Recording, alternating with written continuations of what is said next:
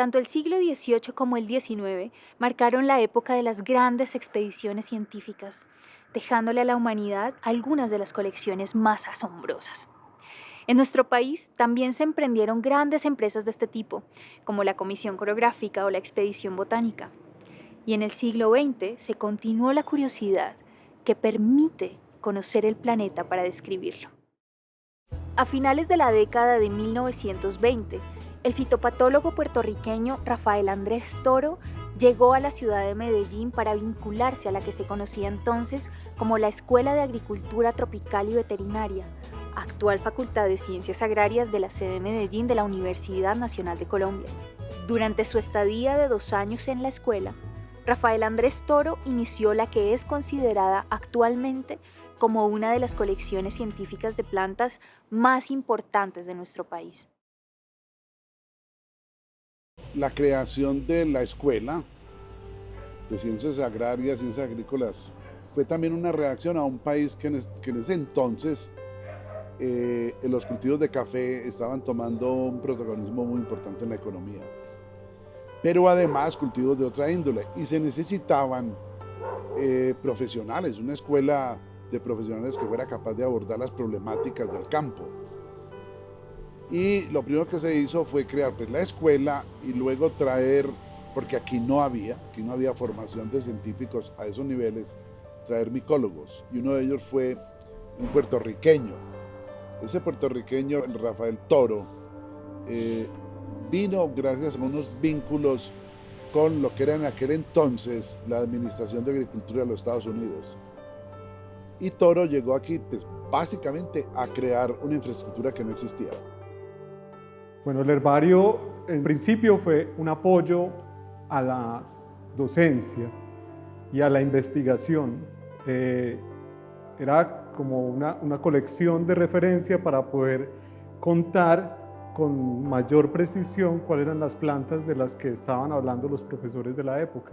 Entonces, de una vez, pues, llamó el interés de muchos investigadores extranjeros porque en Colombia existía solamente un herbario para la época y era un herbario muy pequeño que estaba en Bogotá, en el Colegio de La Salle.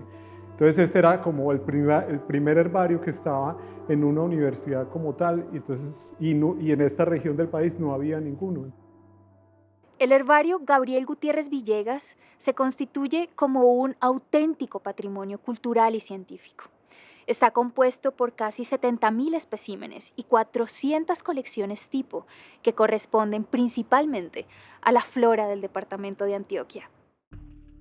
En el herbario Medel tenemos, pues, si pensamos en el contexto histórico, pues que es un herbario ya acercándose a los 100 años, esas colecciones primeras de los años 20, de los años 30, son muy importantes, particularmente por el grado de transformación que ha sucedido sobre la vegetación natural en el país.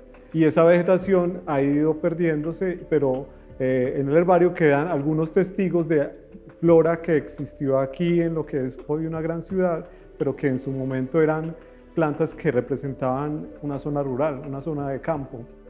Medel se convirtió en el primer punto de referencia para el estudio de la flora de Antioquia, y yo diría por extensión en Colombia.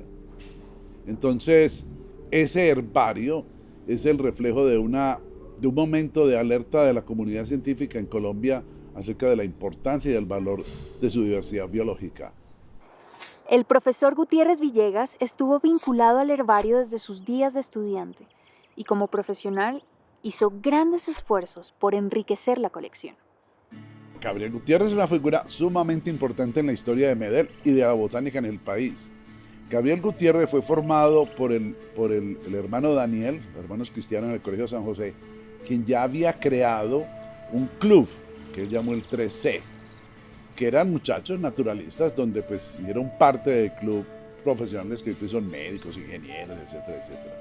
Y Gabriel Gutiérrez se formó como botánico y como taxónomo, y él fue el que, junto con otros colegas norteamericanos que llegaron, el que consolidó el herbario de Medel.